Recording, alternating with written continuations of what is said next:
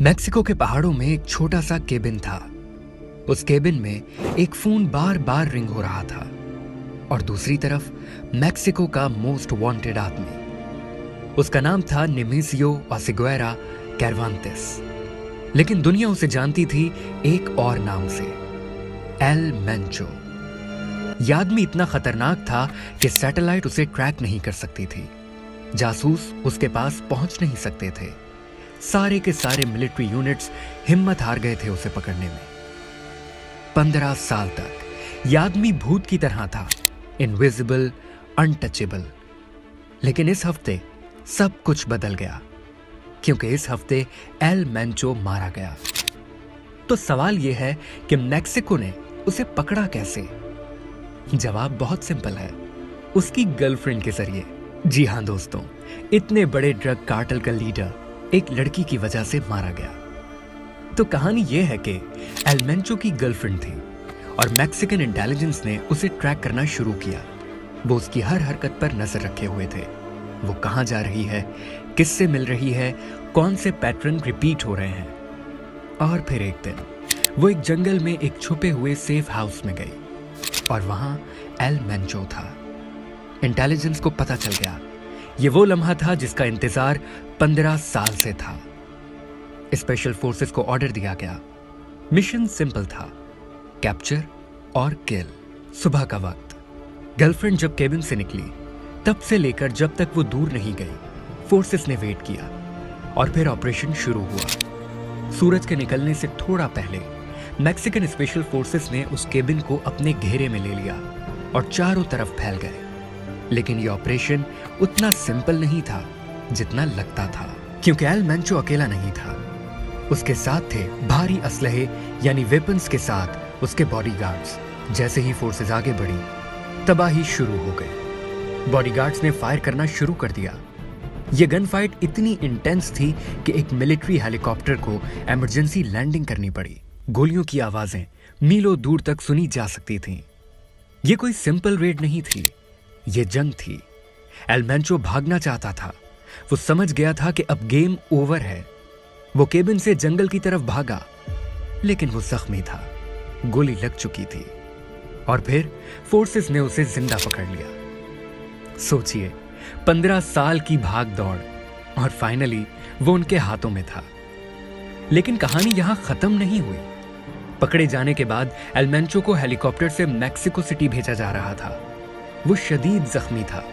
Medical attention मिलती तो शायद बच जाता, लेकिन वो जिंदा मैक्सिको सिटी नहीं पहुंचा। ट्रांसफर के दौरान ही एल मेंचो की मौत हो गई। 7 बॉडीगार्ड्स भी मार दिए गए, 2 सोल्जर्स जख्मी हुए, हैवी वेपन्स रिकवर किए गए। मैक्सिको की गवर्नमेंट के लिए ये एक बड़ी जीत थी, लेकिन असली तूफान अभी आने वाला था, जिसकी किसी को खबर नहीं थी और जिसका किसी ने सोचा भी नहीं था। जब ये खबर फैली कि एल मेंचो मर गया है, तो वेस्टर्न मैक्सिको में तबाही मच गई। ये कोई रैंडम वायलेंस नहीं था, ये प्री प्लान था। एल मेंचो ने पहले से प्लान बना रखा था, अगर मैं मरा तो सब कुछ जला देना। और उसके कार्टेल मेंबर्स ने एग्जैक्टली यही किया। जरा नंबर देखिए, तकरीबन 100 हाईवेज ब्लॉक कर दिए गए, व्हीकल्स हाईजैक करके आग लगा दी गई, रोड्स स्मोक की दीवारें बन गई, ग्वाडालाजारा की स्ट्रीट्स खाली हो गई। और ये कोई छोटा शहर नहीं है, ये वो शहर है जहां फीफा वर्ल्ड कप 2026 होने वाला है। और यहां फ्लाइट सस्पेंड हो गई, पब्लिक ट्रांसपोर्ट बंद हो गई, पूरा शहर लॉकडाउन में आ गया।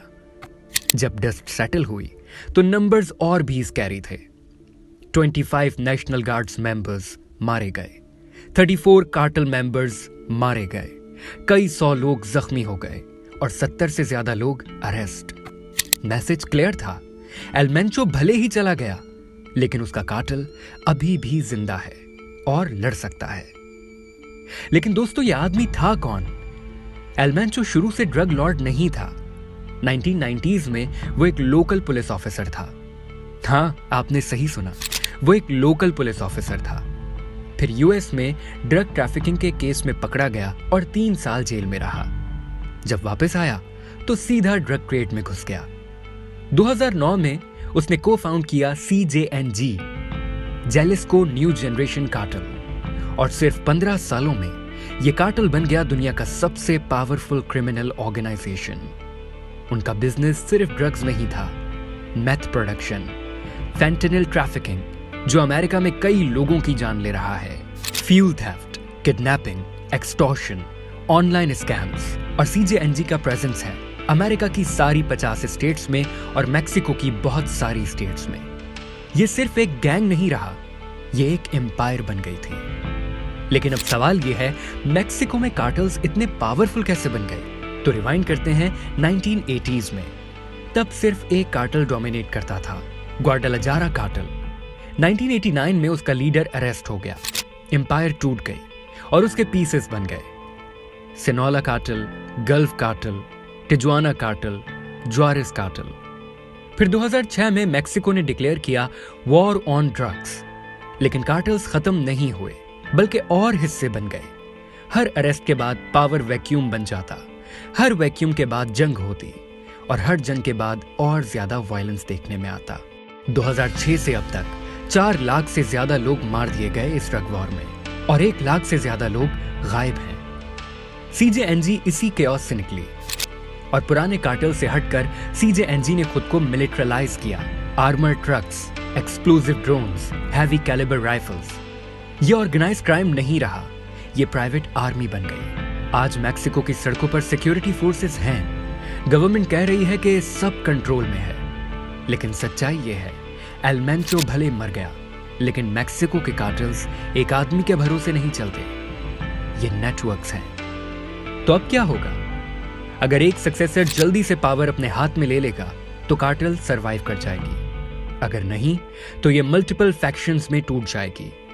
और हिस्ट्री बताती है कि इसके बाद क्या होता है, और टर्फ वॉर्स, और पब्लिक वायलेंस, और इनस्टेबिलिटी।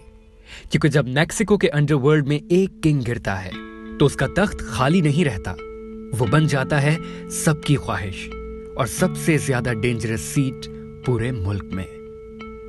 तो दोस्तों, ये थी एल मेंचो की कहानी। अगर आपको ये वीडियो पसंद आई तो लाइक कीजिए, शेयर कीजिए और सब्सक्राइब कीजिए। कमेंट में जरूर बताइएगा कि आपको क्या लगता है, मैक्सिको का ड्रग वॉर कब खत्म होगा। मिलते हैं नेक्स्ट वीडियो में।